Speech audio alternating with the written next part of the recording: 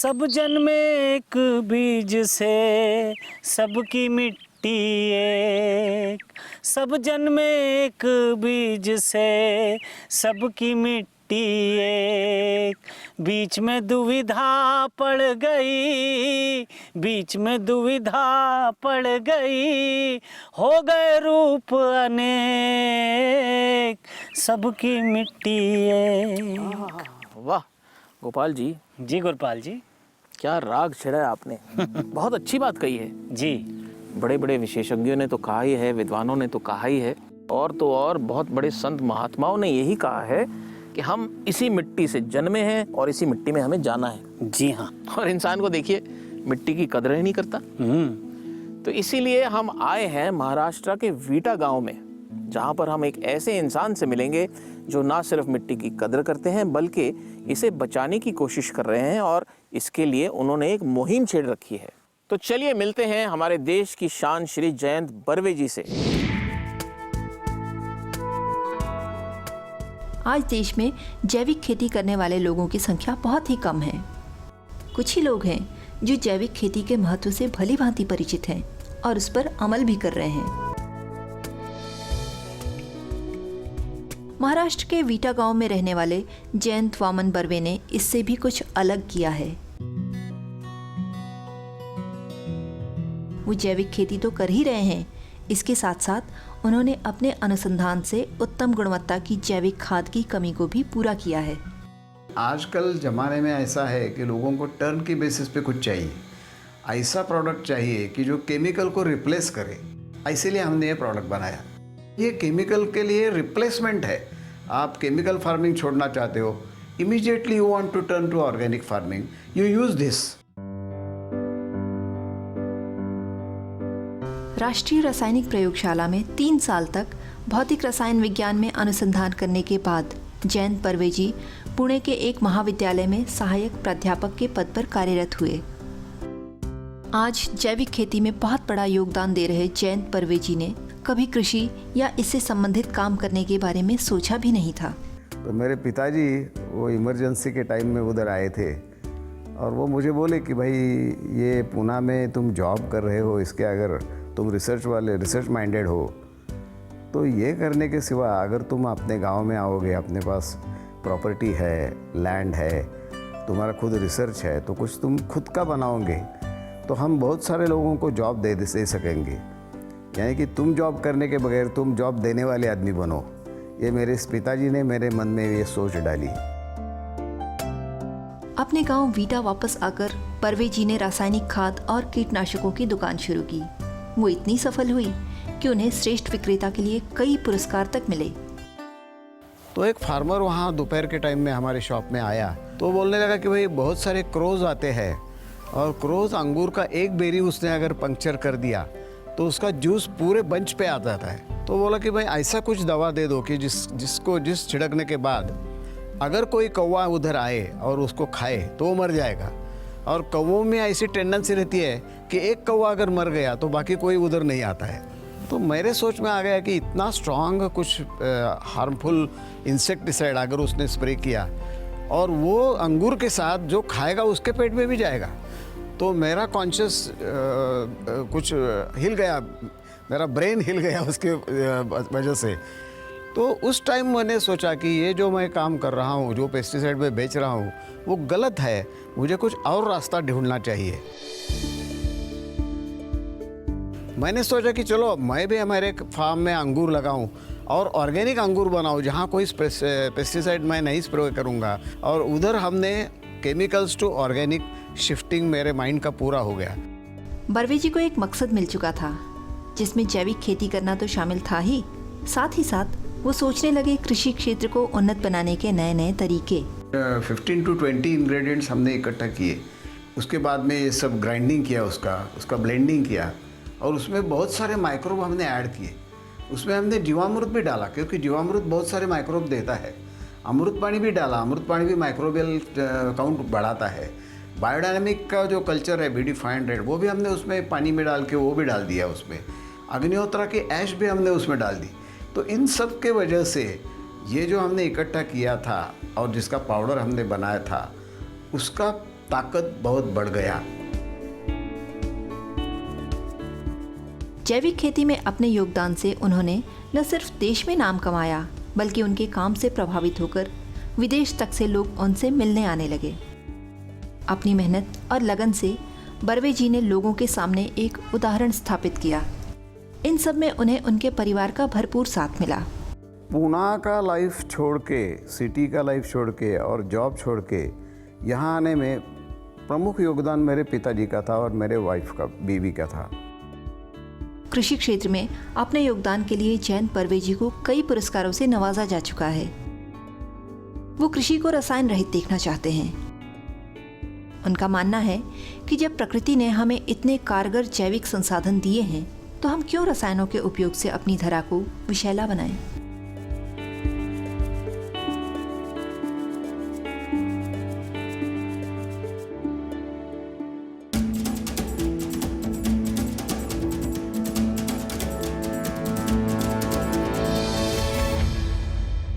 यहाँ पर कुछ गन्ने के पौधे रखे हुए हैं। ये आपके 4 खेत बने हुए हैं और आपको ये गन्ने बोने हैं। आपको केवल 1 मिनट का समय दिया जाएगा।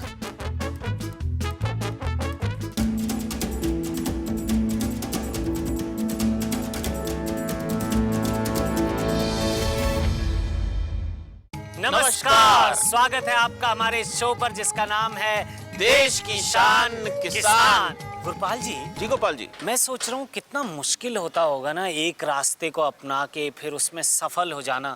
फिर एक दिन आपको रियलाइज होता है, आप सोचते हो कि अरे ये जो मैं कर रहा था ये तो गलत है, पर्यावरण के लिए गलत है, मानव समाज के लिए गलत है। फिर उसको छोड़ के बिल्कुल नया रास्ता अपनाना, नई सोच के साथ, और उसमें भी सफल हो जाना, कितनी मुश्किल बात है, नहीं? जी बिल्कुल। और ये वही इंसान कर सकता है जो सही मायने में मिट्टी के साथ जुड़ा है। इससे बेहतर क्या हो सकता है कि जिस मिट्टी से हम जन्मे हैं, आप उस मिट्टी को जहर से बचा रहे हैं। और ऐसा ही किया हमारे आज के किसान, देश की शान जयंत बर्वे जी ने। और हमें बेहद खुशी है कि आज वो हमारे साथ हैं। हम उनका स्वागत करते हैं। जयंत वामन बर्वे जी, नमस्कार। नमस्कार।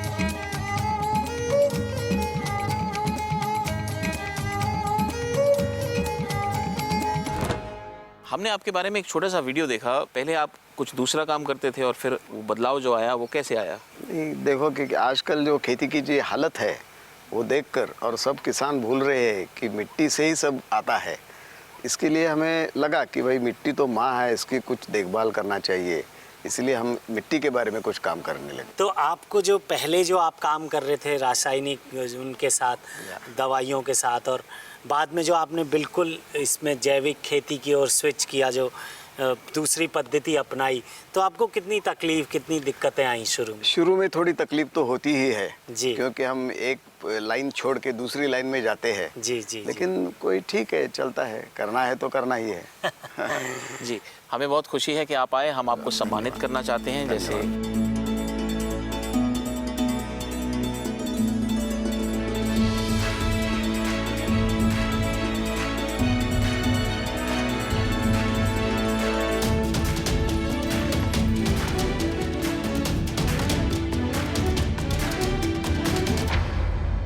तो बर्वे जी, जैसे आपने बोला कि शुरू में थोड़ी मुश्किल होती है स्विच ओवर करने के लिए, चेंज करने के लिए, लेकिन लंबी रेस का घोड़ा अगर मान के चलें तो इससे क्या क्या फ़ायदे होते हैं? फ़ायदे तो बहुत है। एक बार अगर अपनी ये ज़मीन जो है ये अगर तगड़ी बन गई तो इतने डिसीजेस नहीं आते हैं, पेस्टिसाइड की ज़रूरत नहीं पड़ती है। और अगर कोई पेस्ट आ भी जाए तो छोटे छोटे दवाओं से हम काम निपट ले सकते हैं, तो हमारा अनाज या क्रॉप जो है वो बचा सकते हैं अच्छी तरह से। बहुत लोगों का मानना है कि जैविक खेती में उत्पादन कम होता है, क्या ये सच है? नहीं होता है। हमें ज़मीन को ऑप्टिमम तक ले जाना चाहिए। उसके लिए जो जो उसको देना चाहिए वो अगर हम देते रहे तो उत्पादन कम नहीं रहता है। तो उत्पादन इसमें भी आप मानते हैं कि बढ़ जाता है? बहुत बढ़ जाता है।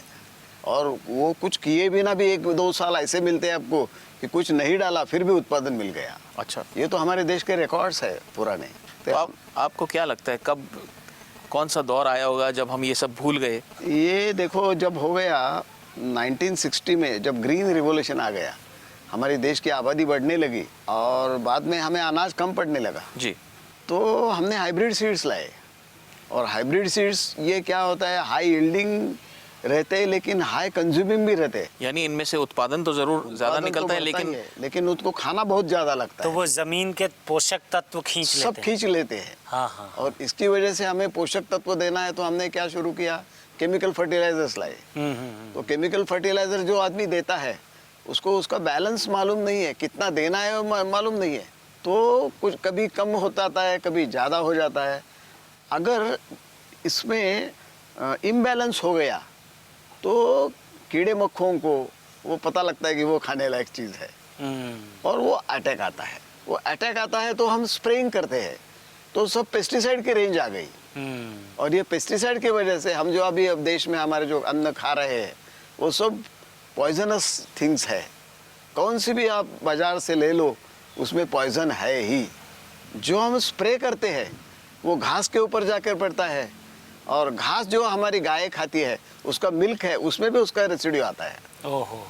तो आजकल सब्जी मंडी में बहुत सारा रिसर्च हो गया है उसके ऊपर। जो भी वेजिटेबल आता है मार्केट में उसमें कोई ना कोई दवा का अंश बाकी है।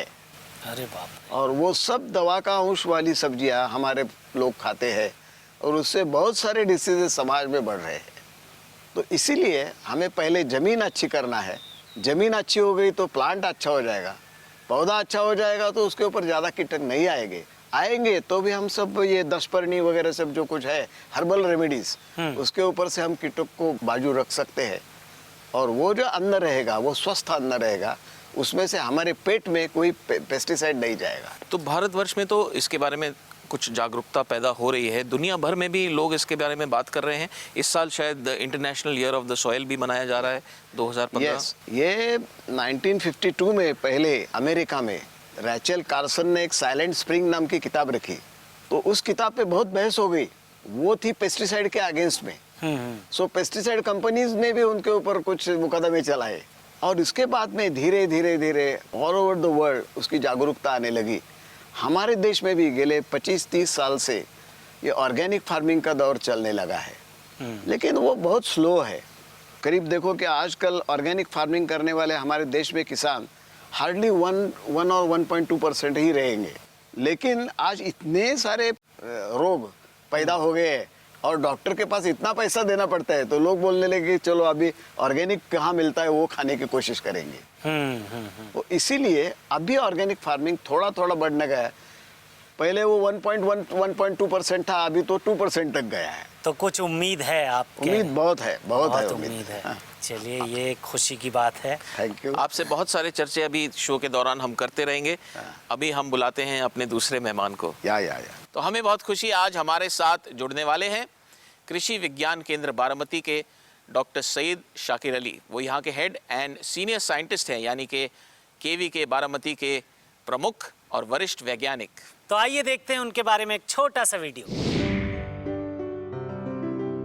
कृषि विज्ञान केंद्र बारामती देश की अग्रिम कृषि संबंधित संस्थाओं में से एक है। वरिष्ठ वैज्ञानिक सैयद शाकिर अली यहाँ पर प्रमुख के पद पर कार्यरत हैं। एक कीटक शास्त्री होने के नाते वो किसानों को रासायनिक कीटनाशकों के फसल और जमीन पर पड़ने वाले गलत प्रभावों के बारे में अवगत कराते हैं। उनके संरक्षण में कई कार्यशालाओं का आयोजन होता है, जिनमें वो किसानों को फसलों और उनके लिए नुकसानदायी कीटों के बारे में जानकारी देते हैं। वो किसानों को जैविक खेती के प्रति प्रोत्साहित करते हैं तथा सरकार के द्वारा किसानों के लिए चलाई जा रही योजनाओं से लोगों को अवगत कराते हैं। कृषि विज्ञान केंद्र बारामती किसानों को खेती के आधुनिक तौर तरीकों का प्रशिक्षण देने में अहम योगदान दे रहा है। तो आइए स्वागत करते हैं डॉक्टर सैयद शाकिर अली का।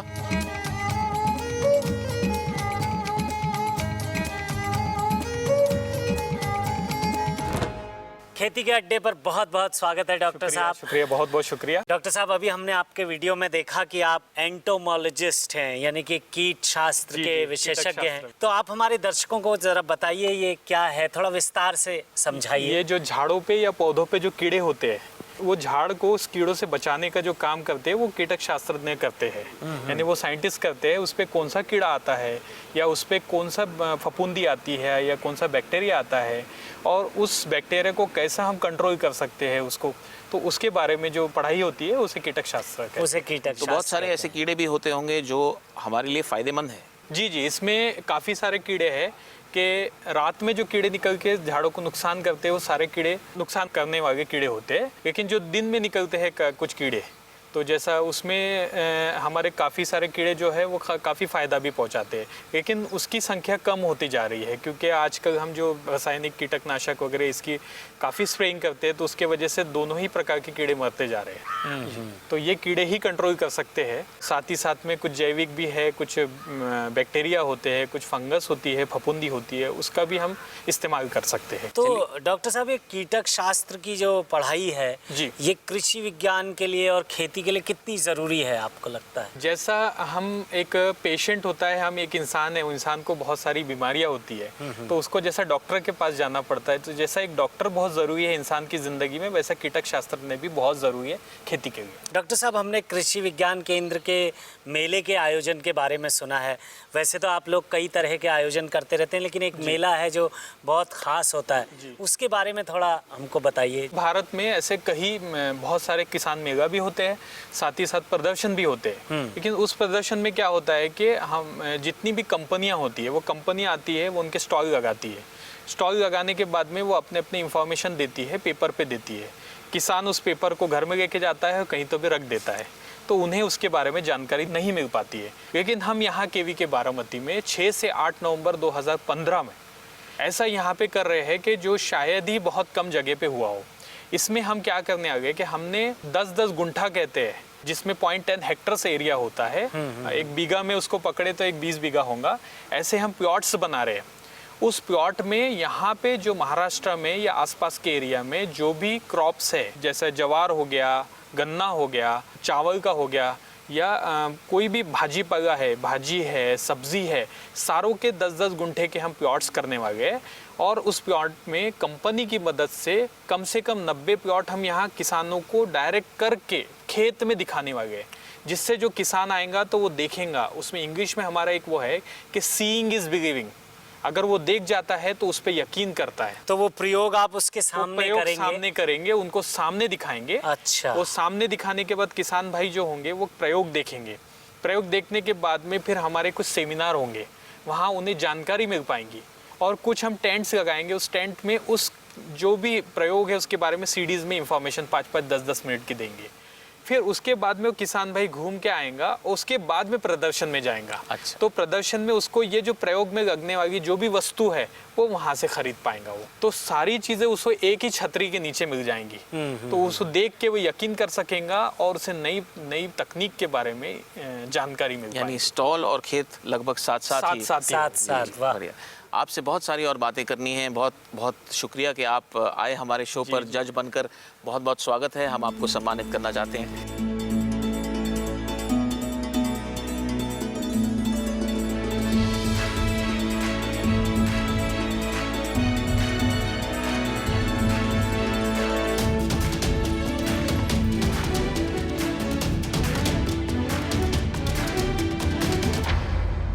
अभी हमारे शो में बहुत कुछ बाकी है, आप कहीं मत जाइएगा।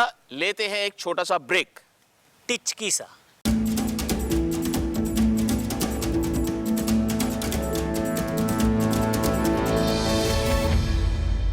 चलिए जजेस से पूछते हैं कि कौन इस राउंड में आगे है।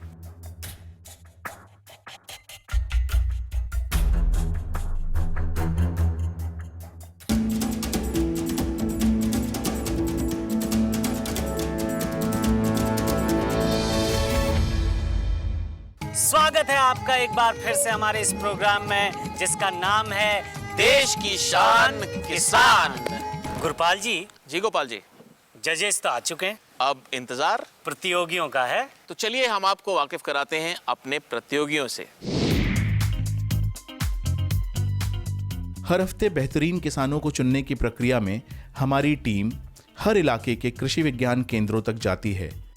वहां किसानों की लंबी फहरिस्त में से कुछ किसानों को चुनकर उनके साथ खेला जाता है पहला मुकाबला। भारत में सबसे ज्यादा गेहूं का उत्पादन कहाँ होता है? पूना में। महाराष्ट्र। यूपी में। अभी महाराष्ट्र में तो है ज़्यादा, सबसे ज़्यादा। पंजाब में गेहूँ का ज़्यादा से ज़्यादा पिक आता है। गेहूँ सबसे ज़्यादा पंजाब में। हरियाणा और पंजाब। अंगूर का सबसे ज़्यादा प्रोडक्शन किस में है? अंगूर महाराष्ट्र में।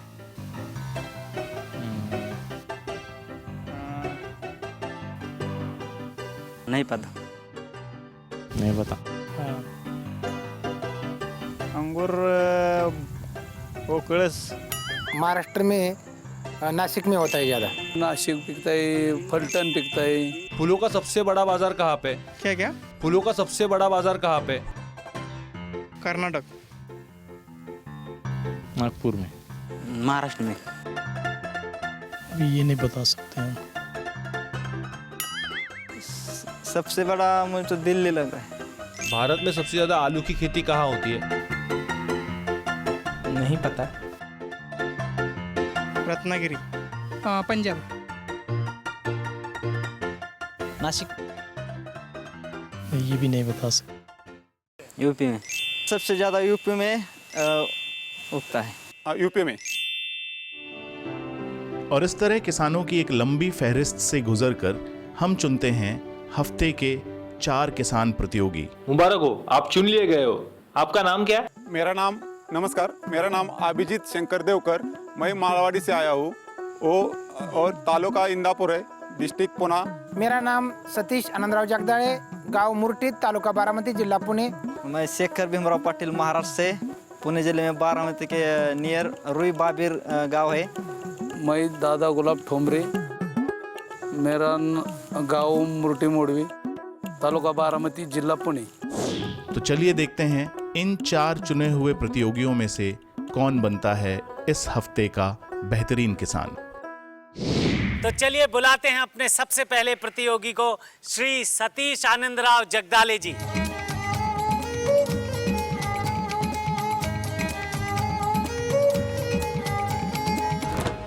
आप जैविक खेती करते हैं, ऑर्गेनिक खेती करते हैं? 10 बरस हो गया और उसका रिजल्ट भी अच्छा है और खर्च कम है, और जो नैसर्गिक साधन संपत्ति है उसका भी जतन करके होता है।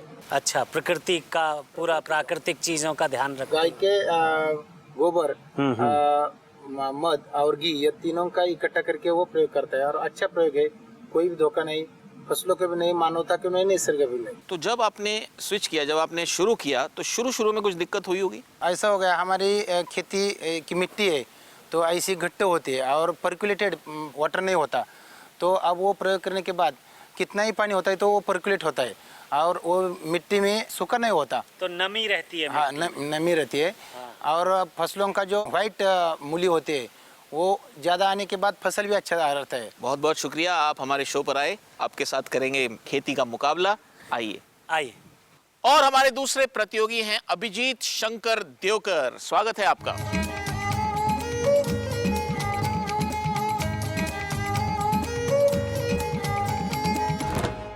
अभिजीत जी, आप भी जैविक खेती कर रहे हैं? हाँ, जैविक खेती कर रहा हूँ सर। तो आपने कहाँ से सीखा ये सब करना? ये सब मैं इधर का स्टूडेंट हूँ और ये KVK है और कैंपस है, बहुत बड़ा कैंपस है। हर संडे मंडे एक विजिट करता हूँ मैं, कैसा करते देखता हूँ और अपने खेत में जाके कर सकता। तो जो आप कृषि विज्ञान केंद्र से सीखते हैं, जो ट्रेनिंग लेते हैं, उसको अपने खेत में आप उसका उपयोग करते हैं? हाँ, सही सर। तो आप क्या क्या उगाते हैं? अभी मेरे खेत में बनाना है और गन्ना है और अभी मिर्ची लगाने का प्रोग्राम चल रहा है। खेती के अलावा आपको किस चीज में रुचि है? आप खेल खेलते हैं? आप हाँ, खेल तो खेलता है। कौन से खेल आपको ज्यादा पसंद है? क्रिकेट ज्यादा खेलता है। बहुत बहुत धन्यवाद, आप हमारे इस खेती के अड्डे पर आए। बस अभी थोड़ी देर में मुकाबला शुरू होगा, तब तक आप अपने स्थान पर बैठिए। तो अब बुलाते हैं अपने तीसरे प्रतियोगी को, जिनका नाम है शेखर भीमराव पाटिल।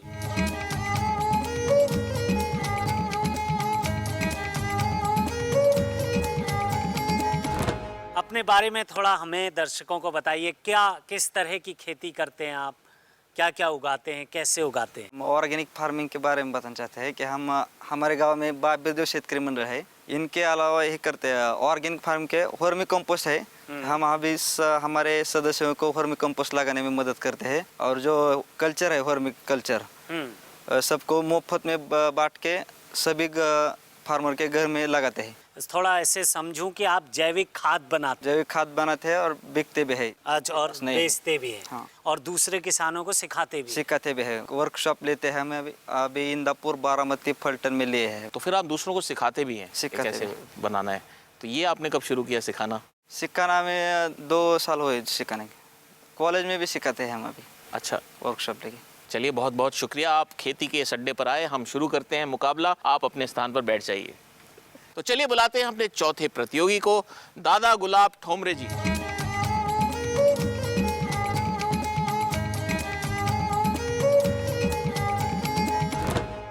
दादा साहब, आप अपने बारे में बताएं, आप कब से जैविक खेती कर रहे हैं? 7 साल से। 7 साल से आप जैविक खेती कर रहे हैं। तो जैविक खेती करने से आपको कुछ खास फायदा हो रहा है, उसके पीछे आपकी सोच क्या है? वो जैविक करने में रोग नहीं आता है, मार्केट में माल अच्छा दिखता है, और पर्यावरण के लिए भी अच्छा है। सही। तो आप अपने खेत का अनार हमें खिलाएंगे? खाना खिलाएंगे। अरे वाह। चलिए, तो हम आपको खिलाते हैं एक मजेदार कांटे का मुकाबला। आप अपनी जगह पे बैठ जाइए। गोपाल जी। जी गुरपाल जी। आप इनके खेत से अनार मांग रहे थे, आप घूस तो नहीं मांग रहे? नहीं नहीं, आपने वो सुना है, एक अनार 100 बीमार। जी जी, सुना तो है। मैं 101वां हूँ। गुरपाल जी। जी गोपाल जी। आपने वो सुना है, तू डाल डाल में पात पात। और आपने वो सुना है, लेते हैं ब्रेक मत कर बात? नहीं, ये तो नहीं सुना। इसका क्या मतलब हुआ? इसका ये मतलब हुआ कि ब्रेक का टाइम हो गया है। आप लीजिए एक छोटा सा ब्रेक, हम जल्द ही लौट कर आएंगे।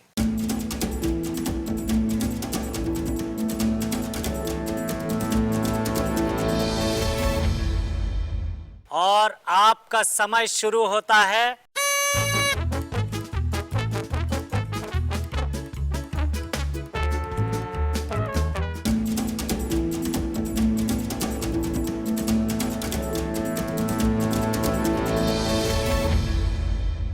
स्वागत है आपका एक बार फिर से हमारे इस प्रोग्राम में, जिसका नाम है देश की शान किसान। तो मैदान सज चुका है और मुकाबला जारी होने वाला है। जजेस, आप तैयार हैं? जी जी जी। और प्रतियोगी, आप भी तैयार हैं? जी जी जी। ये बहुत शरारती आदमी हैं, ये कभी कभी आपको बीच में तंग भी करेंगे। इन पे ध्यान मत देना, अपने मुकाबले पर ध्यान देना। तो शुरू करते हैं पहला मुकाबला। तो बहुत ही सिंपल सा राउंड है। आप सब लोग तैयार हैं? यहाँ पर कुछ गन्ने के पौधे रखे हुए हैं। ये आपके 4 खेत बने हुए हैं, एक एक खेत, एक एक किसान का। आपको 1 मिनट का समय दिया जाएगा, केवल 1 मिनट, और आपको ये गन्ने बोने हैं। आपके पास कुछ आड़े तिरछे औजार हैं, आप अपना औजार चुनिए और अपने अपने खेत में गन्ने का पौधे बोइए। जो सबसे कम समय में सबसे बढ़िया तरीके से गन्ने बोएगा, उसको सबसे ज़्यादा अंक मिलेंगे। एक बात का ध्यान रखिए, औजार जो है वो तो आड़े टेढ़े हैं, जो आप खेत में इस्तेमाल करते हैं वो नहीं है। और दूसरा, ये जो गोपाल जी है ना, ये भी बहुत शरारत करते हैं, बीच में कुछ अड़चन डालने की कोशिश करते हैं। आप काम पे ध्यान दीजिएगा। जी हाँ। तो चलिए शुरू करते हैं सबसे पहले दादा गुलाब से। दादा गुलाब जी, आपका समय शुरू होगा अब। 1 ही मिनट का समय है, जल्दी से कीजिए।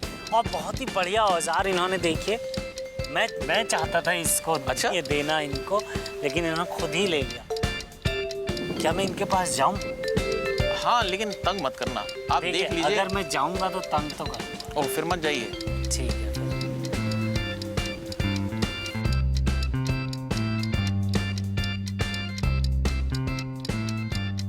30 सेकेंड हो गए हैं आप। 30 सेकंड में आधा खेत लगभग हो गया है। दादा गुलाब जी ने बहुत ही कमाल का औजार लिया है।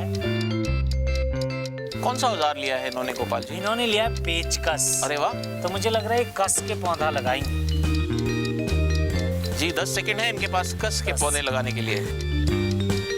कितने सेकंड बचे हैं गुरपाल जी? 5 4 3 2। बस। वापस रख दीजिए।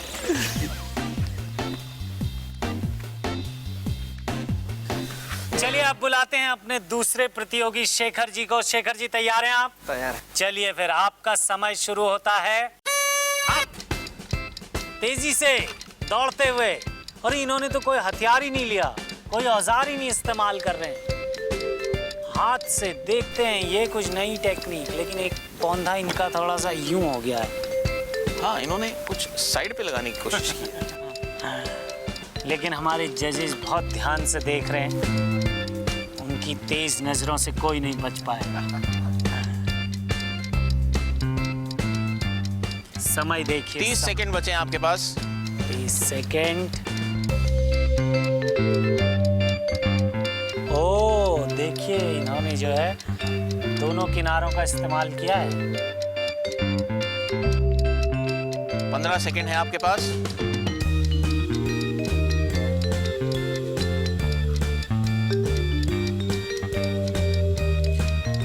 5, 4, 3, 2, 1 और समय समाप्त। भोंपू बज चुका, आप अपनी जगह पे बैठ सकते हैं। हमारे तीसरे प्रतियोगी हैं अभिजीत जी। आप तैयार हैं? तैयार।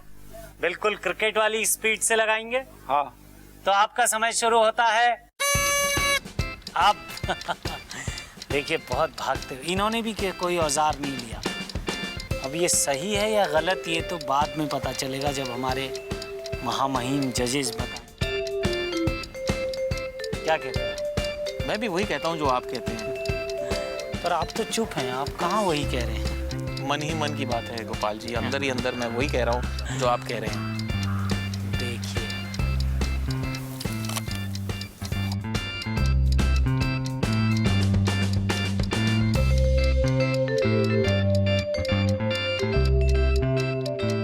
बहुत तेजी से जा रहे हैं जी। जी। करीब 15 सेकंड बचे हैं इनके पास। और इनका खेत पूरा भरने वाला है, देख रहे हैं आप।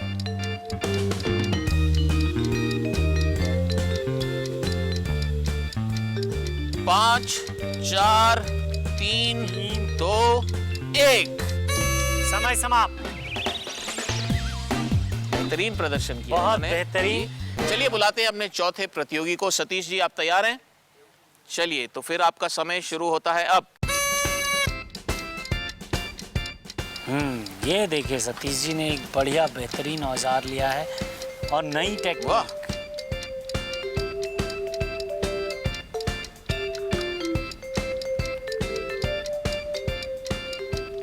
वाह, देखिए बहुत सलीके से लगा रहे हैं।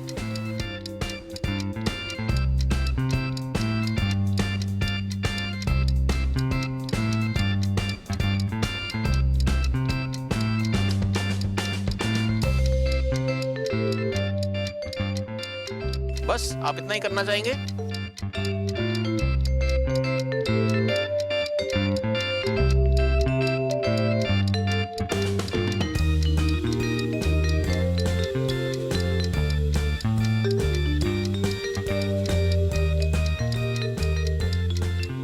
और आपका समय हो गया है पूरा। समय समाप्त। सतीश जी अपनी जगह पे बैठ जाइए। बहुत बहुत धन्यवाद। दिख अच्छा रहा है आपका खेत। सतीश जी से मैं पूछना चाहूंगा, सतीश जी आपने बहुत कम पौधे लगाए हैं, क्या सोचा आपने? गन्ना ऐसा फसल है कि उसको सूर्य प्रकाश और हवा यह लगना चाहिए। अभिजीत जी आपने लेकिन 2 लाइन लगाई, ऐसा क्यों? मेरा एक लाइन है, बीच में हम ड्रिप डालेंगे, ड्रिप की नली, और जिगजैग पद्धति का ये डेमो है। ऐसा टेढ़ा मेढ़ा? हाँ, टेढ़ा मेढ़ा। और शेखर जी आप अपने? मेरे 2 लाइन है, लेकिन 100 टन टारगेट मेरा पूरा हो सकता है ये लगाने की। दादा गुलाब जी आप क्या कहना चाहेंगे अपने खेत के बारे में? ती कमी अंतर धरायचं म्हणून मी ते कमी अंतरात एक मोजमाप करून तीच पद्धत आहे। अब यही बात मुझे हिंदी में बता दीजिए। वो ऐसा कहना चाह रहे हैं कि जैसा हमने उनसे कहे थे कि खेत छोटा है, तो आप जैसा अगर 6 फीट होगा तो उसको कम अंतर करके कीजिए। दादा गुलाब साहब ने जो है वो थोड़े आपको एज में दिख रहे हैं, तो उन्होंने उस हिसाब से, उनकी जो पारंपरिक पद्धत के हिसाब से उनने वो किए हुए हैं जी। तो उन्होंने वो सरी वरंबा पद्धत बोलते हैं हमारी, वो उसका हिसाब देके उसमें उनने अपनी गन्ने की लागवड़ किए हुए। जैसा कि शेखर पाटिल साहब जो है, तो इन्होंने क्या किया कि पट्टा पद्धत कहते हैं। पट्टा पद्धत। तो ये पट्टे में क्या होता है कि 5 से 6 फुट का पट्टा होता है। वो पट्टे में जब तक एक 3 महीने 4 महीने तक हम दूसरा भी एक कोई क्रॉप जो है उसमें हम ले सकते हैं, उससे एक एडिशनल इनकम हो सकता है। साथ ही साथ में इसमें जो मशीनरी वगैरह है उसका भी काफ़ी अच्छे से उपयोग कर सकते हैं हम पट्टा पद्धत में। तो ये पद्धत सबसे अच्छी पद्धत है आज की। तीसरा इनने जोड़ ओड़ पद्धत कहते हैं कि वो जिगजैग पद्धत, जो अभिजीत जी ने किया है जी। लेकिन इसमें आप दूसरा जो क्रॉप है वो नहीं ले सकते। इसमें क्या होगा कि इसमें ड्रिप लाइन हो जाएंगी, लेकिन ये भी थोड़ी पुरानी पद्धत है। और इनके जो है, इन्होंने वो जो एक्सप्लेनेशन दिया है कि सनलाइट अच्छा मिलता है, उत्पादन होता है, लेकिन इसमें झाड़ों की संख्या कम बैठेंगी, तो इसलिए इनको फूट ज़्यादा आएंगी, लेकिन उत्पादन थोड़ा कम मिलेगा। देखिए कितनी मज़ेदार बात है कि 4 प्रतियोगी हैं और चारों ने एक अलग अलग तरीका ढूंढा और अपने मायने में सभी सही हैं। फैसला जजेस के हाथ में है। ये फैसला बड़ा मुश्किल होगा शायद इनके लिए। चलिए जजेस से पूछते हैं कि कौन इस राउंड में आगे है।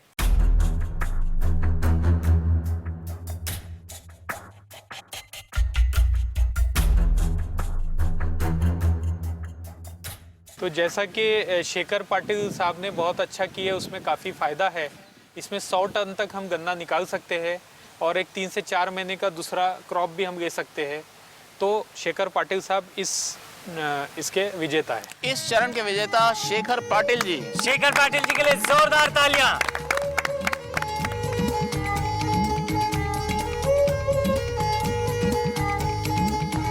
तो जजेस आप ये भी बताएंगे कि जो बाकी लोगों ने किया वो भी क्या आसपास ही था, टक्कर जो है वो कांटे की है या कोई बहुत ज़्यादा आगे पीछे है? नहीं, वो भी टक्कर ठीक ही है, लेकिन जैसा अब हम लोग को ज़मीन कम होते जा रही है और हमें उत्पादन भी ज़्यादा लेना है, लेबर भी जो है, मजदूर भी जो कम मिलता है, तो उस हिसाब से भी हमें सोचना पड़ेगा, क्योंकि उसमें मजदूर कम लगेगा, आप मशीन का इस्तेमाल कर सकोगे।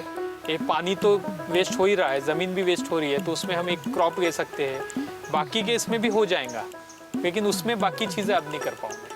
तो अभी इस राउंड के विजेता तो शेखर जी हैं, लेकिन बाकियों ने भी कुछ अच्छा ही प्रदर्शन किया है। लगता है कि बहुत कांटे की टक्कर है। अभी फैसला ये नहीं हुआ है कि हमारे एपिसोड के कौन विजेता है। बहुत सारी बातें अभी बाकी हैं, बहुत सारा मुकाबला बाकी है। आप कहीं मत जाइएगा, लौट के आइएगा। हम मिलते हैं एक छोटे से ब्रेक के बाद।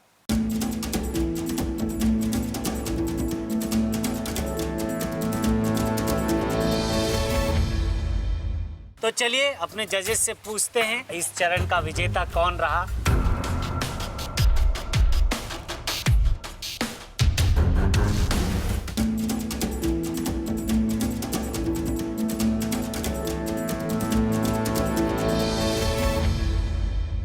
एक बार फिर से आपका स्वागत है हमारे शो में, जिसका नाम है देश की शान किसान। मुकाबला बहुत मजेदार हो चुका है। चलिए देखते हैं आगे आगे क्या होता है। तो चलिए बढ़ते हैं अपने अगले राउंड पे।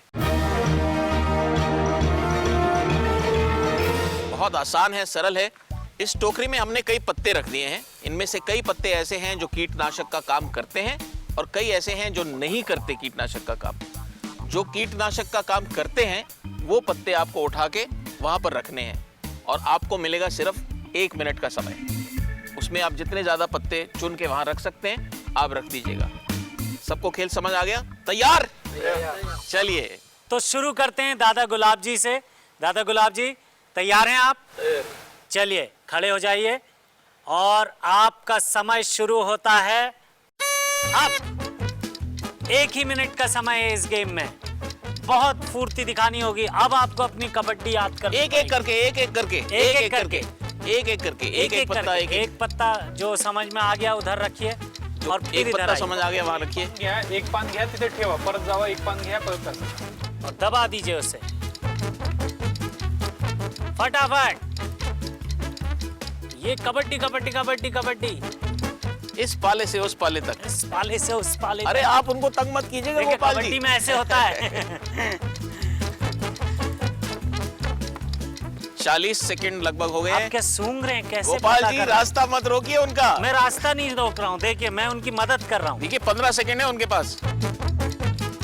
ओहो हो, कबड्डी कबड्डी।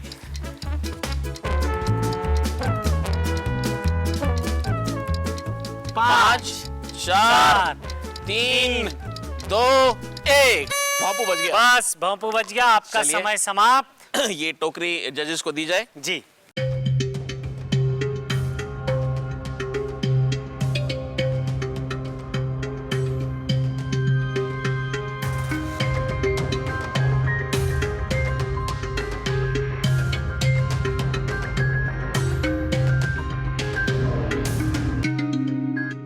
गुरपाल जी, जी गोपाल जी। अगले प्रतियोगी को आप बुलाइए। बिल्कुल शेखर पाटिल जी, तैयार हैं आप? तैयार हैं। तो आपका समय शुरू होगा भोंपू के बाद, यानी कि अब फटाफट भागना है आपको। आप तो क्रिकेट खेलते हैं। गोपाल जी आप फिर से तंग करने लग गए। जी, तंग करने की बात नहीं है, मैं देख रहा हूँ टेक्निक क्या है। सूंघ लूं मैं आपका पत्ता? सूंघ लीजिए, लेकिन रास्ते में मत आइए गोपाल जी। बहुत तेज है इसकी स्मेल। मुझे लग रहा दालचीनी का पत्ता ले आए, मसाले वसाले टाइप के। बहुत तेजी से। कितना समय बचा है? अभी आधा मिनट। कैश दे दीजिए। आधा मिनट बाकी है इनके पास।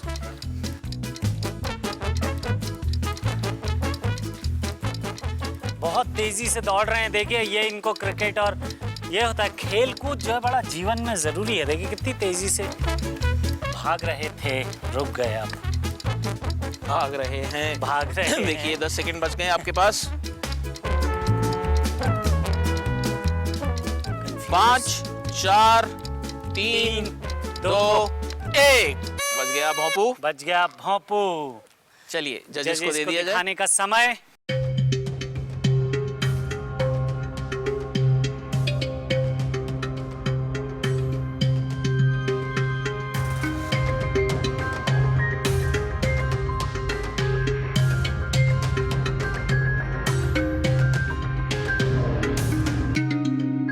गुरपाल जी। जी गोपाल जी। अगले प्रतियोगी को बुलाने का समय आ गया है और इस बार मैं बुलाऊंगा। अगले प्रतियोगी हैं अभिजीत जी। ओहो, अभिजीत जी तैयार हो जाइए और आपका समय शुरू होता है अब। ये भी क्रिकेट खिलाड़ी हैं।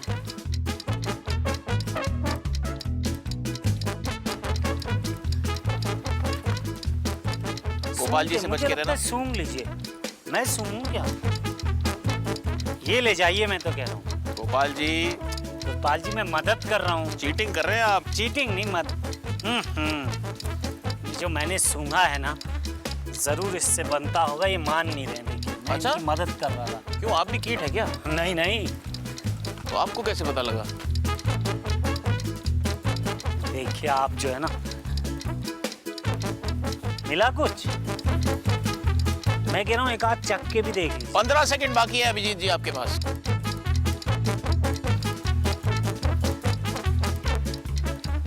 बहुत तेजी दिखानी पड़ेगी, बहुत कम समय रह गया है। 5 4 3 2 1 बिल्कुल समय पे रुक गए आप। बहुत बढ़िया।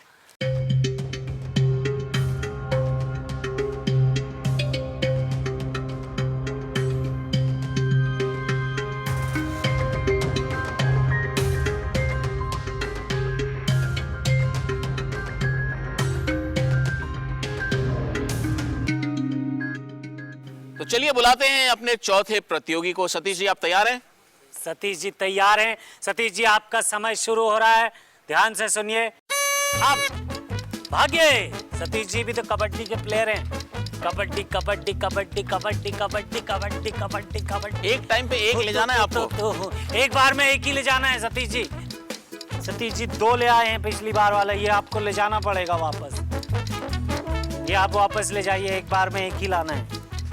आप चाहें तो ला सकते हैं। वही किया उन्होंने, सतीश जी ने लेकर आए दोबारा। मैं आपके देखिए बहुत सारे जमा कर लिए हैं सतीश जी ने। जी। समय कितना बचा है? 35 सेकंड हो गए हैं, 25 बाकी हैं। अब थोड़ा कंफ्यूजन बढ़ गया है।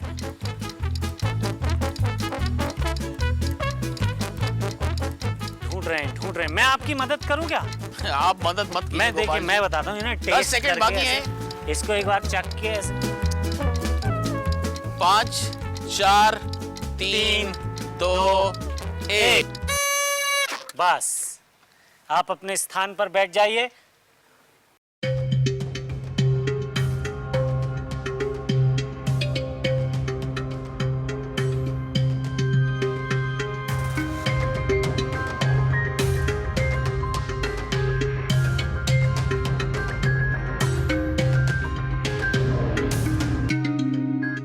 तो ये राउंड भी समाप्त हो चुका है, लेकिन इस राउंड से पहले डॉक्टर सैयद हमें बता रहे थे कि कौन कौन से पत्ते इस्तेमाल हो जाते हैं कीटनाशक के तौर पे। तो डॉक्टर सैयद आप थोड़ा और विस्तार में बताएंगे कि कौन से पत्ते हैं? कुछ तो हमने खेल में भी इस्तेमाल किए, लेकिन और भी कुछ पत्ते होंगे। जैसा कि मैं आपको बता रहा था नीम के बारे में जी। तो नीम में तो पहले से ही औषधि तत्व पाया जाता है, और नीम का एक 5% जो इसका द्रावण है, अगर उसकी हम स्प्रेइंग करते हैं तो काफ़ी सारे जो कीड़े हैं वो कीड़ों से हमारे को रोकथाम मिल सकती है। उसी के साथ में जैसा कि अभी पत्तों का ये काफ़ी हुआ है यहाँ पे, तो इसमें से ऐसे कुछ झाड़ है, जैसा कि इसमें बेशरम का झाड़ हो गया है। बेशरम साथ ही साथ में यहाँ पे धतूरा जो कहते हैं, धतूरा भी है। उसके बाद में कुछ निर्गुड़ी है। हाँ, वो एंटेना करके इंग्लिश में कहते हैं, वो टंटनी कहते हैं इसमें मराठी में। जी। तो टंटनी है, उसके बाद में सीताफल है, उसके बाद में इरंडी है। तो ये ऐसे 10 टाइप के ये पत्ते जो है, ये पत्ते का हम 21 से 25 दिन तक की इसको अगर पानी में रख के इसमें गाय का मूत्र और इसमें गोबर मिक्स करके इसको फर्मेंट करते हैं हम, और उसके बाद में इसको हम इस्तेमाल करते हैं, तो एक बहुत अच्छे प्रकार का एक वनस्पति जन्य कीटनाशक हमें मिल सकता है। कम से कम आपने कहा 21 दिन, उससे ज़्यादा भी आप रख सकते हैं इसको।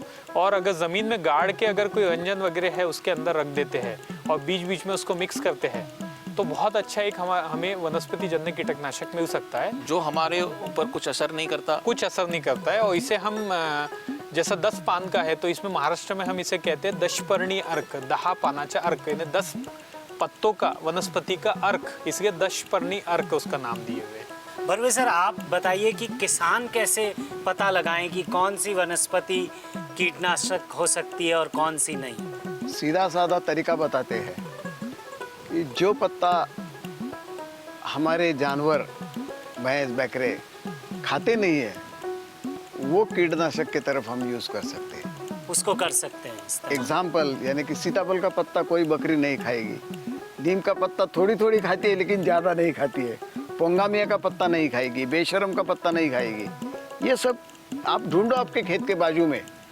जो पत्ता हमारी बकरी या भैंस नहीं खाएगी वो हमारा कीटनाशक है। ये तो बहुत साधारण तरीका बता दिया, बहुत अच्छा सिंपल तरीका बताया आपने। तो मुझे लगता है अब फैसला भी आप लगे हाथ बता दीजिए।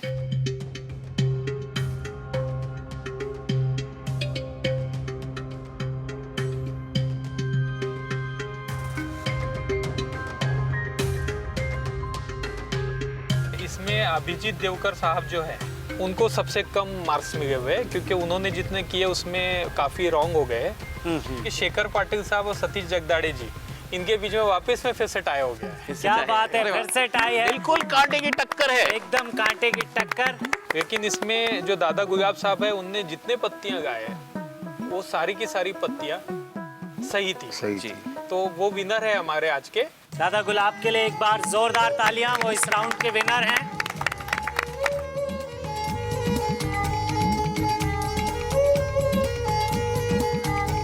गोपाल जी, गोपाल जी, बहुत मजा आ रहा है, बहुत कांटे का मुकाबला हो रहा है। अगला राउंड क्या, आगे बढ़ते हैं? थांबा, जरा हल्के गाड़ी हाको भाई। मजा तो मुझे भी बहुत आ रहा है, लेकिन वक्त आ चला है एपिसोड को यहीं खत्म करने का। ये मुकाबला अब कल दोबारा से चालू होगा। ओहो, तो ठीक है, हम विदा लेते हैं अपने प्रतियोगियों से, अपने जजेस से और अपने दर्शकों से। जी हाँ, मुकाबला कल यहीं से शुरू होगा। हम उम्मीद करते हैं आपके जीवन में हंसी रहे, खुशी रहे, आपके चेहरे पे लाली रहे। अपना ख्याल रखिएगा, जीवन में खुशहाली रहे। नमस्कार। आपका समय शुरू होता है अब।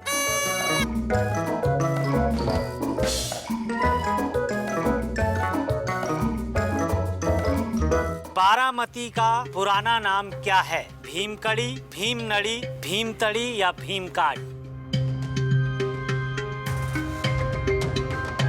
तो अब समय आ गया है पुरस्कार वितरण का, तो हम अपने जजेस को यहाँ बुला लेते हैं और सुनते हैं विजेता की घोषणा।